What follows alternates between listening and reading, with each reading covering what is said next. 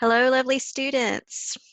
Today, 8th grade, we're going to read chapters 44 through 45, do the guided notes. Your discussion post is due tomorrow. Remember, that's you giving your response and then 2 responses as well. And we're dealing with the topic of happiness because that's something that Edmond brought up earlier in the story. And I think it really also ties thematically with the theme of revenge. They kind of go side by side throughout the story. So read over that prompt. You're going to pick 2 of the 4 questions that I present there to address in your post and then respond to 2 other classmates. And that's due by 11:30 tomorrow, so on Thursday. Also, your grammar is due by 11:30 on Thursday. So remember, this is all 11:30 p.m. And I will go over the answers in tomorrow's video. So make sure that you have it ready to check when you go over when you go through the video so that you can check your work and submit that. Again, if you have questions before you do the grammar exercise, make sure that you ask me. That is totally fine. Vocabulary quiz will be on Monday. That way you've got that nice cushion on Friday. Now, what I want to talk to you guys about next is our novel analysis and thesis statement examples. So you've kind of thought of some examples of revenge throughout the story, given your thoughts on that in last week's discussion post. And so this paper, if you remember, is going to trace the theme of revenge in the story. And what you'll want to do in your thesis statement, just some reminders, you'll want to include the author in the title. Of course, you'll want to mention the theme of revenge, and we want to focus on strong action verbs.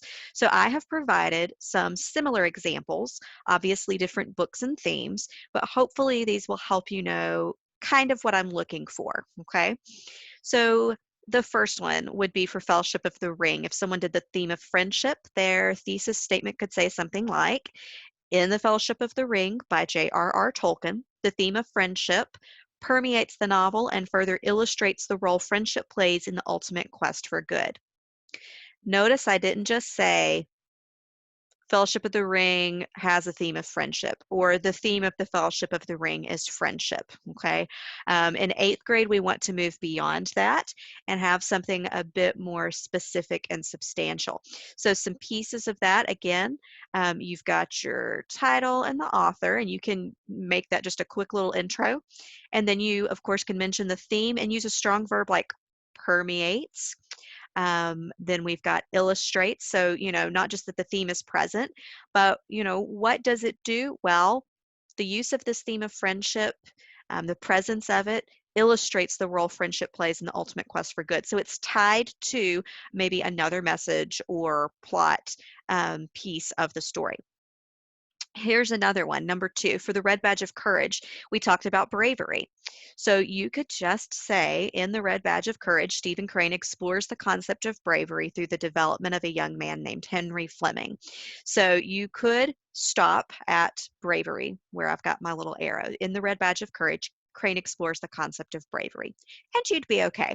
But to make it a little stronger, you could even add a little bit as to how he does that.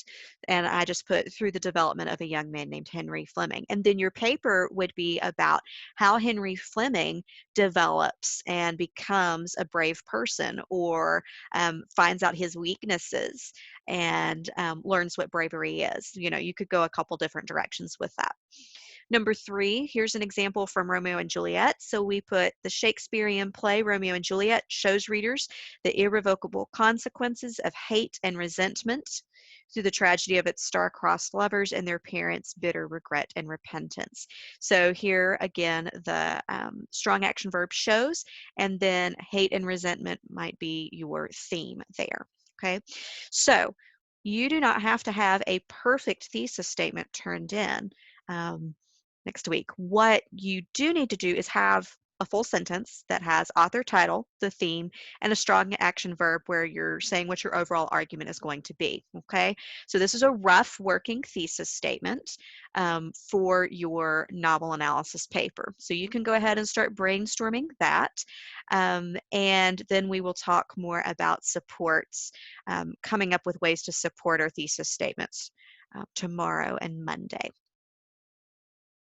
Okay, let's look at our reading for yesterday and today. So chapter 42, we're picking up with this whole engagement and who loves who um, drama in our story. So Franz, this is the guy that is supposed to be marrying Valentine, but she doesn't want to marry him. She loves Maximilian.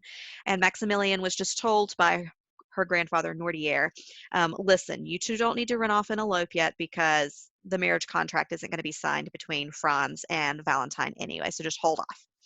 So Franz asks Albert and Chateau Renaud to be his witnesses when they sign the marriage contract, but something happens. When Nortier meets with Franz before the marriage contract is supposed to be signed, Nortier reveals something that's going to turn Franz away from wanting to be part of the Villefort family.